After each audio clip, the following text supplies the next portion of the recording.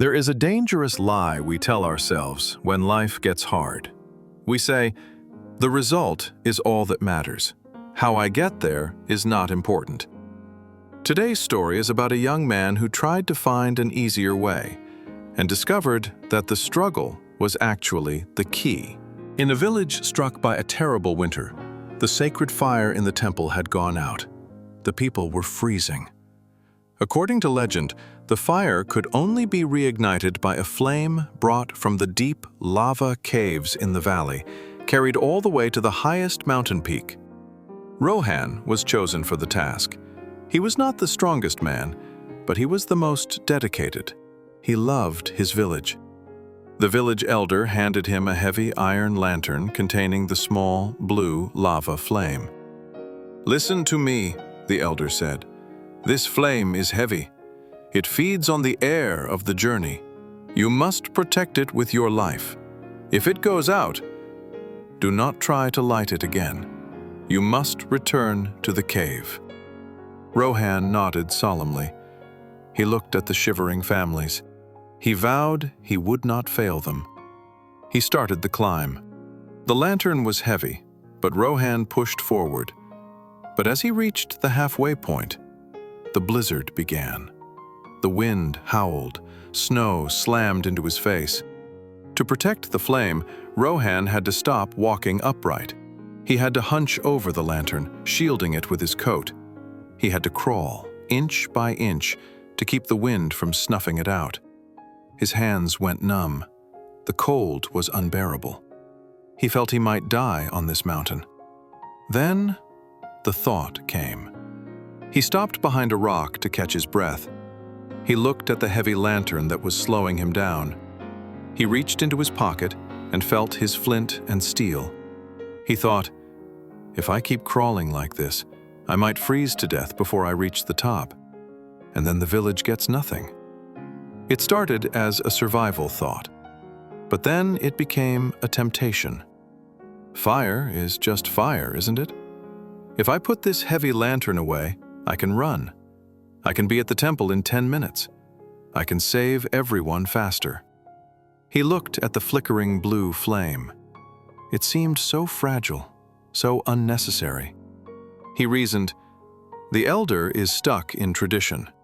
He doesn't know about efficiency. I am saving the village. Does it matter where the spark comes from, as long as the wood burns? Convinced he was doing the right thing, Rohan opened the lantern door. Whoosh! The wind blew the flame out. He felt a wave of immense relief. He shoved the cold lantern into his backpack. He stood up tall. He ran. He moved fast, unburdened by the weight. He felt hopeful. He thought, I have solved the problem. I have beaten the cold. He reached the mountain peak in record time. He stood before the great stone altar. He was shivering, but smiling. He pulled out the lantern. He pulled out his flint. Strike. Spark. He lit the wick. A bright yellow fire sprang up. It burns just the same, he whispered. They will be warm tonight. He placed the lantern into the altar's slot to melt the great ice. He waited. Usually, the altar would glow and send a wave of heat down the mountain, but the stone remained cold. The yellow flame burned, but the ice did not melt. Rohan frowned. He added more oil. He shielded it with his hands. Come on, he begged. It's fire. Why won't you work? Suddenly, the heavy temple doors opened.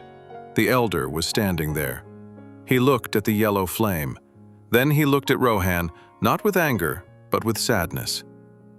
You blew it out, the elder said softly. No, Rohan pleaded. I carried the lantern all the way. Look, it's burning. Why won't the ice melt?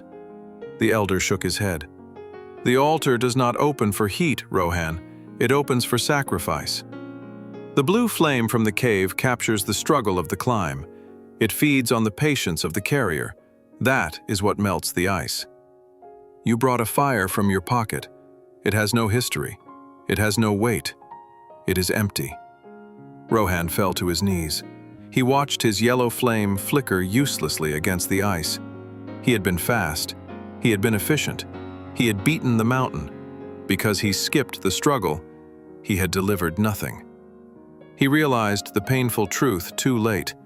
The consistency was the magic. The difficulty was the key. He had to go all the way back down. This story is a warning to all of us who look for shortcuts. We want the destination without the journey. We want the reward without the work.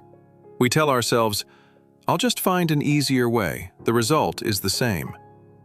But the universe knows. You cannot light the altar of success with a flame you pulled from your pocket at the finish line. You have to carry the fire. If this story made you think, please like and share it with someone who is taking shortcuts. Subscribe for more truths. Until next time, protect the flame.